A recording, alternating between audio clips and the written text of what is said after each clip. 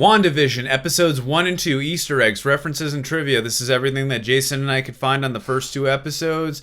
If we miss anything, please let us know in the comments. There's going to be some spoilers, so be careful if you have not seen any of these two episodes. We highly advise you to watch the first two episodes. In order to capture the look and feel of a classic sitcom, legendary actor and comedian Dick Van Dyke was consulted. Furthermore, the show was also filmed in front of a live audience. The budget of this show is $225 million, 9 episodes, which is $25 million per episode, making it the most expensive TV series in history, beating The Pacific, which had the budget of $200 million, 10 episodes, which is $20 million per episode. The series is based on the comics The Vision and the Scarlet Witch, where Vision and Scarlet Witch have adventures together, House of M, where Wanda creates an idyllic alternate reality, and Visions, where Vision tried to live a normal life with his family. The episode is an homage to the homely American Dream style sitcoms of the 1950s, namely, most notably, I Love Lucy, I Married Joan, and The Honeymooners. When Vision is holding Wanda, he phases through the door and drops Wanda. In Captain America Civil War, he also phased through the wall to enter Wanda's room at Avengers headquarters, which bothered Wanda, who told him to just go through the door, which he does here after phasing through the door. The interior set for the house is a copy of the set from the Dick Van Dyke Show. Vision nearly tripping over the chair while carrying Wanda is an homage to the opening credits of the show when Rob trips over the Automan. Vision says, "My wife and her flying saucers." This is in reference to Avengers Infinity War when during the Battle of Wakanda where she uses her powers to do just that to Thanos' ships on the ground. Wanda says, "My husband and his indestructible head." This is in reference to Avengers Infinity War where Thanos rips the Mind Stone out of his head. Vision not knowing what the company actually does is a reference to the many undefined job sitcoms and, again, radio shows husbands had for decades. Not only was The Boss Is Coming to Dinner a standard plot in sitcoms until the 60s, it was also a plot of comedy radio shows before television. The wife not knowing was almost always a part of the setup as well. During the commercial, we hear the man saying the toaster made 2000 by Stark Industries. If you listen closely to the sounds the toast maker is making while toasting, it's the same sounds that Iron Man's screen makes in the first Iron Man film when locking onto multiple targets in Gomera that are holding hostages and then shooting them all at once. Also, staying on the commercial, these could be Wanda's parents. While the Stark Industries toaster has a red light beeping like it's about to go off like a bomb, Wanda and her brother Pietro were trapped with the Stark bomb for 2 days that killed their parents, as mentioned by Quicksilver in Avengers Age of Ultron. Vision explains to his boss that Wanda was giving the traditional Sokovian greeting of hospitality. Wanda is from Sokovia, which was prominently featured in Avengers Age of Ultron, and was the city that Ultron used to float in the sky with vibranium and attempts to destroy Earth with. A wine bottle that Wanda pours out at dinner has a label reading Maison du Mépris. This means House of Contempt in French. More significantly, the M relates to Maximoff, her relation to mutants, and the revolutionary leader Magneto, aka Erich Lenchner, Wanda's father in the comics. Episode 2. This episode is an homage to the fantasy sitcoms of the 1960s, most notably Bewitched and I Dream of Jeannie. Also, the title sequence is an homage to the Bewitched title sequence starring Elizabeth Montgomery, who was also a witch. The title sequence shows 6 stars twinkling in a circle, possibly alluding to the Infinity Stones. At the 3:27 mark during the opening credits, when Vision is phasing down through the ground, there is a logo in the space between the first and second floors.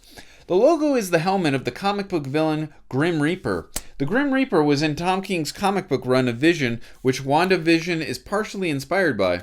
The interior of Wanda and Vision's house in the episode is a recreation of Sam and Darren's house in Bewitched. The magic box that they are using to practice for the talent show has a logo on the box. The logo looks a lot like it could be the Mind Stone. Last time we saw Vision, he had it on before it was destroyed, and then Thanos ripped it from his head after turning back time using the Time Stone.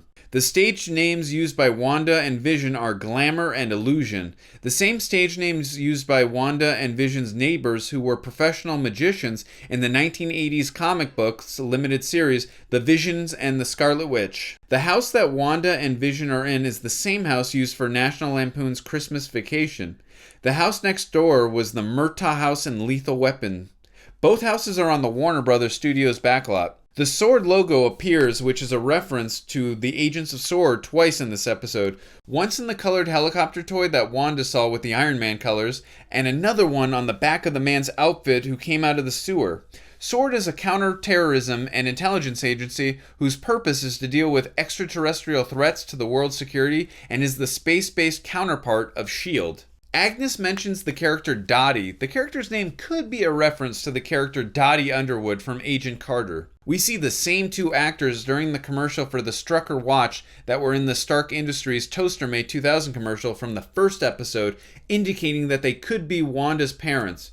Also, Strucker is referring to Baron von Strucker from Avengers Age of Ultron. We saw during the beginning of the film that he was using Loki's scepter, aka the Mind Stone, to enhance Wanda and Pietro, giving them their powers. We also see on the watch that the Hydra logo started by the Red Skull and carried out by Baron von Strucker. One more thing regarding the watch, it represents time, which if we remember back to Avengers Infinity War, during their final conversation, Vision says to Wanda, "We are out of time."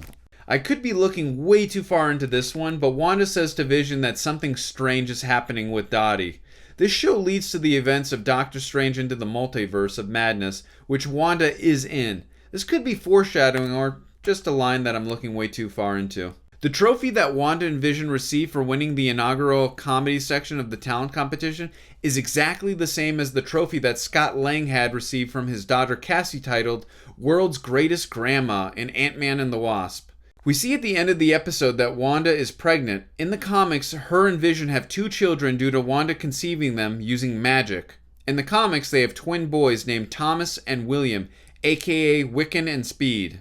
The person in the beekeeper suit at the end could be a reference to the organization AIM, Advanced Idea Mechanic, who are often made fun of by other Marvel characters for having uniforms that resemble beekeeping suits.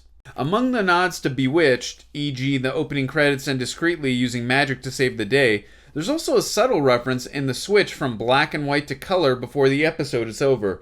Like many TV shows that started before the mid-1960s, Bewitched started in black and white but ended in color. This also could be a reference to the film Pleasantville, where the film starts in black and white, then turns to color. Well, that's going to do it for this video. Was there anything we missed?